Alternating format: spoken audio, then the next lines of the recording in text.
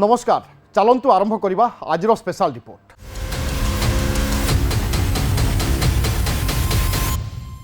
Ukraine Russia युद्ध भयंकर मोड़ नहीं बेले राष्ट्रपति जेलेन्स्की को दरकार सहायता। अमेरिकार सहायता बिना जेलेन्स्की युद्ध मैदान में तिष्ठि पारिबे नाही। यह समस्ते जानिछंती। यह डोनाल्ड ट्रंप मध्य भल भाव जानती। सेथिपाई एबे यूक्रेन आगरे एक बड़ शर्त रखिछंती ट्रंप। यूक्रेन रो विरल मूर्तिका आनिबा पई चाहुछंती अमेरिकार नवनिर्वाचित राष्ट्रपति डोनाल्ड ट्रंप।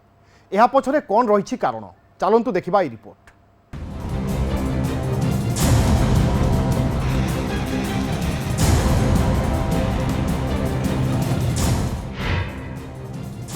अमेरिका मागुची यूक्रेन माटी। जेलेन्स्की को आगरे बड़ शर्त रखिले ट्रंप।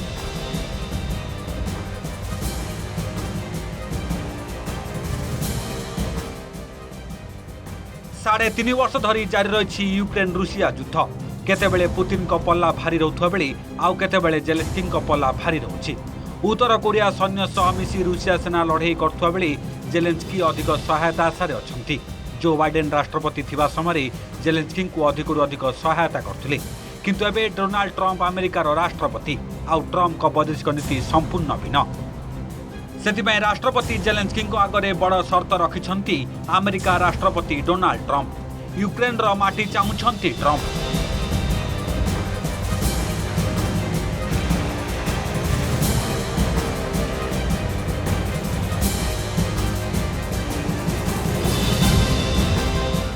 कथाटा हुए तो अड़ुआ लगु थाई पारे, किंतु यह सत। आज्ञा हाँ, आमे आपणको सरल भावे बुझाई देबु काहेकि यूक्रेन रो माटी चाहुछंती ट्रंप। से विषय भी अवगत करिबु। प्रकृत में यूक्रेन रो विरल मूर्तिका आनिबाकू अमेरिका राष्ट्रपति डोनाल्ड ट्रंप इच्छा प्रकाश करछंती। जदि यूक्रेन प्रकृत में युद्ध में अमेरिकार सहायता चाहुछि तेबे वाशिंगटन को कीव विरल मूर्तिका जोगाई दियंतु बोली कहिछंती ट्रंप। अमेरिका 300 अरब डॉलर बदल में यूक्रेन ठारू समान परिमाण सहायता चाहुछि बोली कहिछंती ट्रंप। से कहिछंती जे यूक्रेन पाखरे अनेक गुरुत्वपूर्ण खनिज पदार्थ रहिछि। एहा सह दुर्लभ तथा विरल मूर्तिका मध्य यूक्रेन अछि।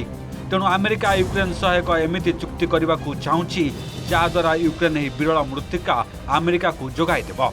Ukraine, they have very valuable rare earth. We want what we put up to go in terms of a guarantee. We want a guarantee. We're handing them money hand over fist. We're giving them equipment. European is not keeping up with us. They should equalize. And look, we have an ocean in between.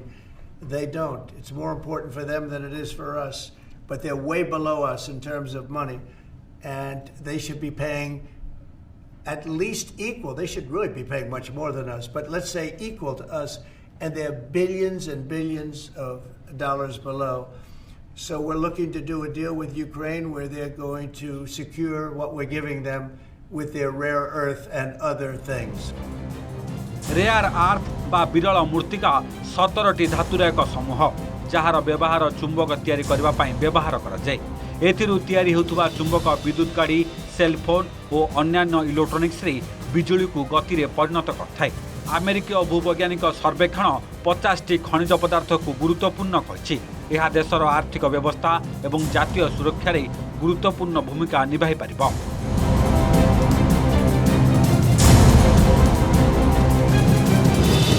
एथिरे अनेक प्रकार विरल मूर्तिका nickel और lithium सामिल रही। तेबे Ukraine रे uranium, lithium और टाइटेनियम रो विशाल भंडार अछि। अमेरिका पाखरे किंतु मात्र गोटिए भली विरल खनि रही जार पुनः संस्करण क्षमता अत्यंत कम। एबे अमेरिका विरल मूर्तिका पई चीन उपर निर्भरशील, कारण बेजिंग रे यार प्रचुर परिमाण रे मिलिथाय। सेथिपई चीन ए संक्रांत रे अमेरिका उपर अनेक प्रतिबंधक मध्य लगाइछि। आ सेथिपई अमेरिका बे यूक्रेन को विरल मूर्तिका आनिबा पई इच्छा प्रकाश करिछि। Trump wants rare earths because the American economy is highly dependent on Chinese sources, and it's an economic and national security risk. So, reason number one. Reason number two is that there are now so many American companies who are able to mine and produce rare earths within the US. Reason number two. And reason number three is that, I mean, there is Ukraine, and we have these commodities right there. And in order to avoid that the Chinese will take over Ukrainian rare earths commodities and build up potential mines there, it's an option for the Americans. And reason number 4 is to make the Ukrainians pay for the American military support. So there you see a couple of reasons why Trump wants them, but again we have to wait. What does it really mean on the ground? 2019 America मोट दुर्लभ खनिज पदार्थ आमदानी 78% केवल चीन रु करथिला। 2019 रु 2022 मध्य America मोट क्रयर 72% चीन रु आनिथिला।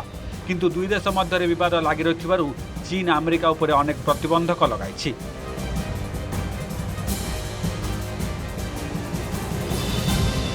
2024 अक्टोबर 1 तारिख में चीन विरल खनिज द्रव्य अमेरिका पठाइबाकू मना कर देथिला। यापर से वर्ष डिसेम्बर 3 तारिख में चीन अमेरिका उपरे प्रतिबंधक लगाइथिला। ए सबु को दृष्टि रखी एबे अमेरिका यूक्रेन सह नुआ कारबार करबाकू चाहछि। Couple of issues. First of all, our knowledge base on the Ukrainian resources, rare earths, titanium, manganese, and others, is not sufficient. So we need more information about the commodities which are located in Ukraine. First. Second, a huge problem for the US is that there are not so many American companies who are able to mine and to process these rare earth elements, because since almost 2 decades, Chinese companies dominate this sector. So it's easy to say on a political level, let's get these critical elements from Ukraine. But on a practical level, it's not so far clear which companies, Americans, British, or German, or whatever companies, will be able to do this right now when the war continues.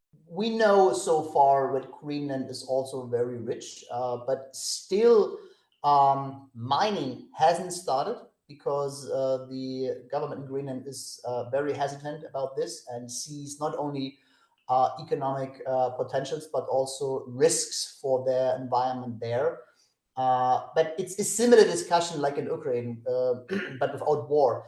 Main question is who will be first to get access and mine these critical elements, especially rare earths, also uranium and a couple of other elements. चीन निजर विस्तारवादी नीति जनाशुना अमेरिकार artificial intelligence को check दे डीपसिक विकसित करिछि चीन। अन्यपटे Trump राष्ट्रपति हेबा परे चीन सह नुआ टारिफ वार आरंभ होइछि। एबे यूक्रेन ठारू विरल मृत्तिका किणी ट्रम्प चीन को आउ एक मुहतोड़ जवाब देबाकू चाहुछंती। सेपटे जेलेन्स्की को युद्ध में तिष्ठि रहिबा पई सहायता दरकार। तेणु ट्रम्प को कथारे यूक्रेन राष्ट्रपति वोलोदिमिर जेलेन्स्की राजी हेबार संभावना रहिछि। Bureau report news 18 Odia. एबे नहीं जिबा एक छोट ब्रेक आउ ब्रेक पर देखिबा गाजा विजय एवं ईरान डील।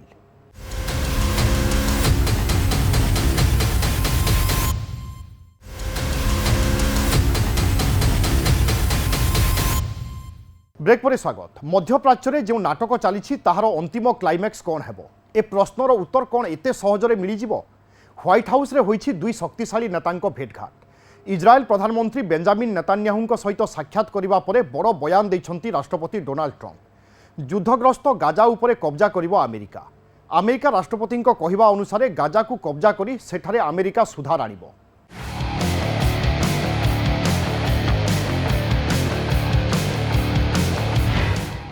गाजा कब्जा करिबो अमेरिका।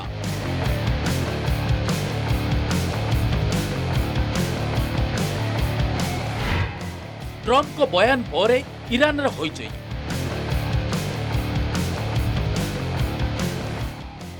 व्हाइट हाउस रे दुई शक्तिशाली नेतांको भेटघाट। इस्राएल प्रधानमंत्री बेंजामिन नेतान्याहुंको सह साक्षात करिबा पर बड़ बयान दैछंती राष्ट्रपति डोनाल्ड ट्रम्प। युद्धग्रस्त गाजा उपरे कब्जा करिबो अमेरिका। अमेरिका राष्ट्रपति कहिसेंती जे मध्यप्राच्य रे शांति फेराई आनिबा पई चेष्टा करिबो अमेरिका। गाजा पट्टी उपरे मालिकाना साब्यस्त करिबा नै कहिसेंती अमेरिकार नवनिर्वाचित राष्ट्रपति ट्रम्प।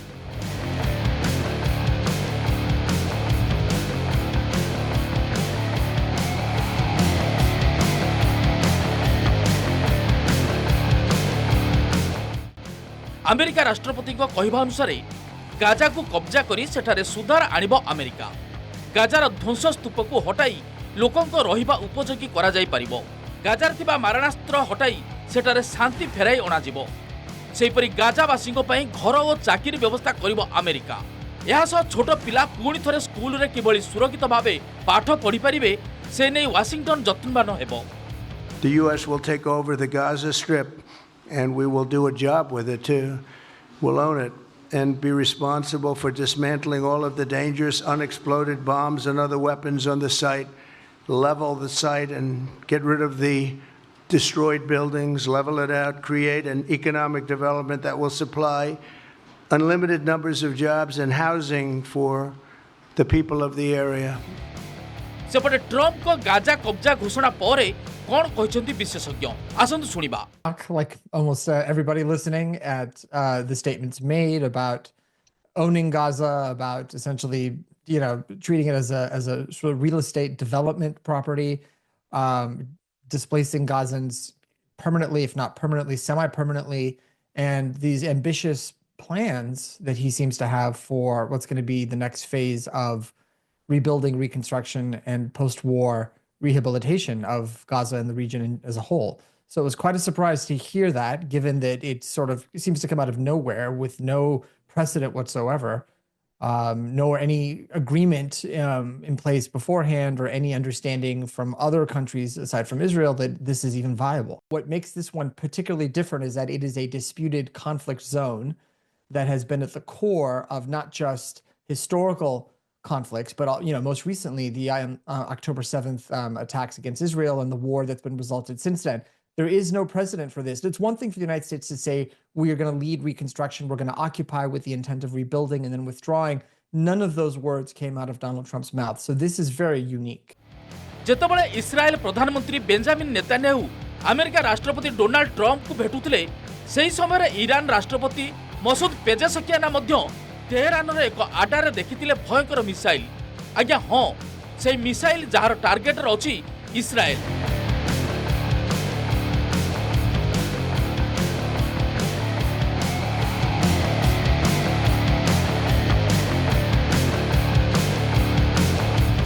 ईरान रे से मिसाइल गुड़िक प्रदर्शन करा जायछि, जहाकु केवल इस्राएल और अमेरिकार ध्वंस पई निर्माण करा जायछि।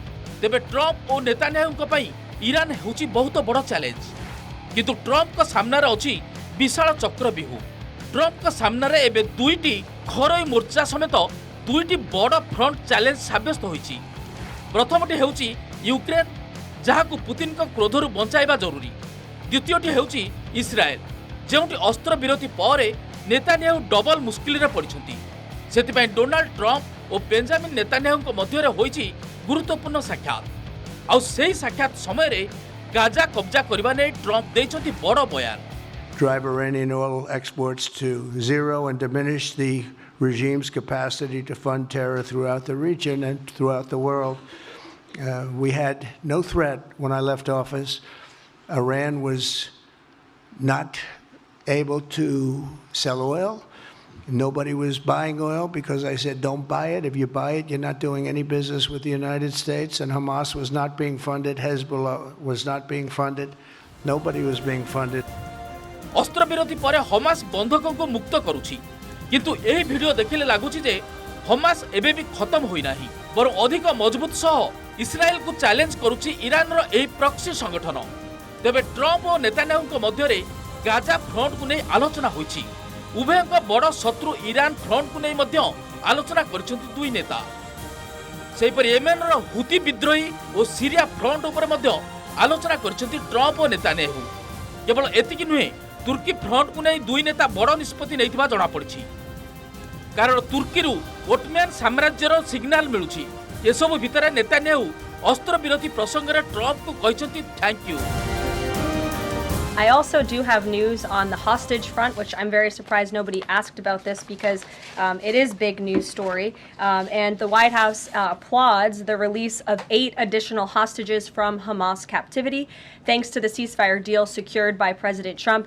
3 Israeli and 5 Thai nationals are being reunited with their families and their loved ones after being held in unspeakable conditions for over 15 months.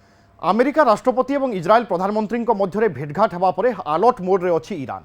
निजर मिजाइल ड्रोन एवं अन्य हथियार सबको एक्टिव करिछि Tehran. Supreme leader Ayatollah Ali Khamenei IRGC को alert रहिबा निर्देश दैछन्ति। एहारि भितरे परमाणु चुक्ति रे शामिल हबा पई ईरान को परामर्श दैछन्ति डोनाल्ड ट्रम्प। गाजारे अस्त्रविरति सत्वे युद्ध भली माहौल लगी रही। वर्तमान इस्राएल और ईरान मध्य नुआ युद्धर विपद घनई। ईरान स्पष्ट चेतावनी देछि जे जदि तेहरानर न्यूक्लियर आडा उपर आक्रमण हुए तेबे ताहार परिणाम इस्राएल और अमेरिका को भोगिबाक पड़िबो। जानुआरी मासरे ईरान 4टी युद्धाभ्यास करिछि। युद्धाभ्यास नंबर 1, युद्धाभ्यास नंबर 2, युद्धाभ्यास नंबर 3 एवं युद्धाभ्यास नंबर 4 निया हुतुहुतु होई जळुछि। अंगार गोटिक परे गोटिए देशरु व्यापीबार लागिछि। जानुआरी रे जदि ईरान एते फायर पावर देखाइछि तेबे फेब्रुआरी रे कोन न हेबो? कोन फेब्रुआरी मासरे ही आरंभ हेबाकु जाउछि इस्राएल और ईरान मध्य सबुठु बड़ युद्ध? ट्रम्प और नेतान्याहुंको साक्षात चलिथिबा समय ईरान मध्य देइछि बड़ वार्ता। तेहरानर मिसाइल रेंज रु केही बर्ती पारिबेनी। راهی که داریم میریم رو باید ادامه بدیم. ما هنوز تا اون قله‌هایی که باید بریم باز راه داریم. در مسیر این راه نباید خسته بشیم.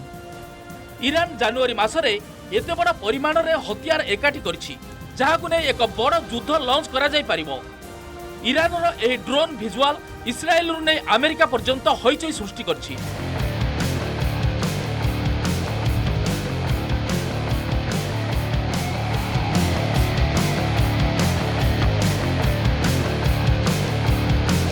अमेरिका और इस्राएल भल भाव जानिछन्ति जे ईरान को एबे रोका नगले ताकू आगो को रोकिबा मुश्किल होई पड़िबो। एभली स्थिति रे इस्राएल रो आगामी टार्गेट किए? ट्रम्प गाजा कब्जा करिबा नै कहिबा परे हुए तो इस्राएल गाजा को छाड़ी दे पारे, किंतु पुतिन को भली नेतान्याहु मध्य जने अनप्रेडिक्टेबल पर्सन। तेणु गाजा रे हमासर नुआ नेतृत्व को खत्म करि पारे इस्राएल। सेहिपरि बेरूत, सीरिया, येमेन किबा सबुठु बड़ शत्रु उपरे आक्रमण करि पारे इस्राएल।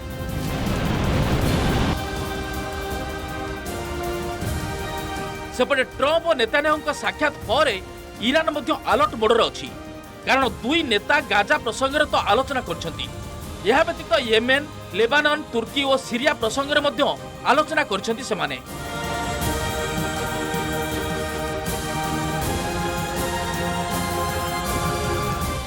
ईरान बारंबार कहूछि जे तार ऑपरेशन टूर प्रमिस 3 अत्यंत घातक हेबो।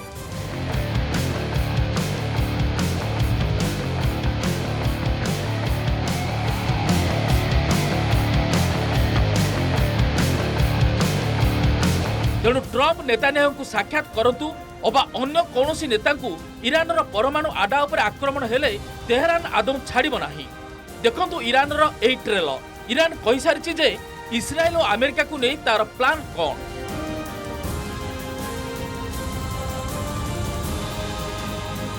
و اگر ما رژیم صهیونیستی را از بین ببریم و پایگاه‌های امریکا را از این منطقه بیرون کنیم با یک تیر 100 نشان زدیم و هزار مشکل خودمون رو حل کردیم. ईरानर ए फोर्स सबुठु शक्तिशाली कुआ जाए। ए फोर्स सीरिया और इराक रे एक्टिव अछंती। ईरानर मिसाइल केते शक्तिशाली से नै कहिसंती आईआरजीसी मुख्य हुसैन सलामी। कोन कहिसंती से आसन सुनिबा। حجم وسیعی که امروز دیدیم در مجموع بخش کوچکی از توان نیروی دریایی سپاه است که ظرف سالهای گذشته تا به امروز ए चित्र हेउची ईरानर माइंड गेम। यह नेतान्याहुंको एवं ट्रम्प उभय भल भाव जानिछन्ति। गाजारे अस्त्रविरति एवं सीरिया रे जुलानिक कब्जा पश्चिम एशियार समीकरण को संपूर्ण भाव बदलाई देछि। लागुछि एक नुआ वार जोन पई ईरान को प्रस्तुत रहिबाकू पड़िबो। तेबे ईरान निजर परमाणु आडा, मिसाइल बेस, आईआरजीसी आडा एवं तैल ठिकड़ा को नहीं चिंतित अछि।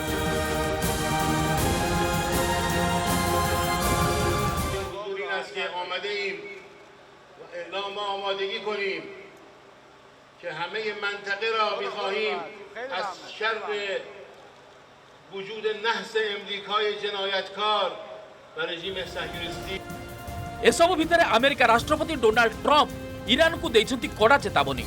ईरान उपर अधिकतम चाप संपर्कित एक दस्तावेज रे दस्तखत देइछन्ति ट्रम्प। ईरान जदि परमाणु चुक्ति न करे तेबे परिणाम अत्यंत भयंकर हेबा नै कहिसंती डोनाल्ड ट्रम्प। या सह ईरान प्रतिपक्षक सह आलोचना करने राजी थिबा नै मध्य सूचना दैछंती डोनाल्ड ट्रम्प। नेतान्याहुଙ୍କ सह द्विपाक्षिक आलोचना करने समय ट्रम्प कहिथिले जे से ईरान उपरे प्रतिबंधक लगाउ नाहंती, से शांति चाहती एवं आलोचना करने को चाहूछंती। या सह ईरान पाखरे परमाणु अस्त्र रही पारिबो नाही बोली कहिसंती अमेरिका राष्ट्रपति Donald Trump. Americans from Iran, and they're very proud of Iran, but I hated to do it, just so you understand. And I hope we're going to be able to do something so that it doesn't end up in a very catastrophic situation. I don't want to see that happen. They cannot have a nuclear weapon. It's very simple. I'm not putting restrictions. They cannot have one thing. They cannot have a nuclear weapon. And if I think that they will have a nuclear weapon, despite what I just said, I think that's going to be very unfortunate for them. If, on the other hand, they can convince us that they won't, and I hope they can, it's very easy to do. It's actually very easy to do. I think they're going to have an unbelievable future.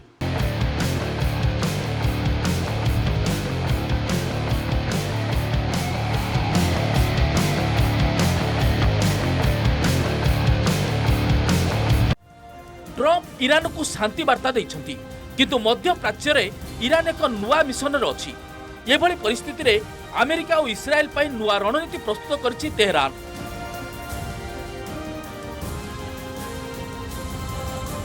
Bureau report, news 18 Odia.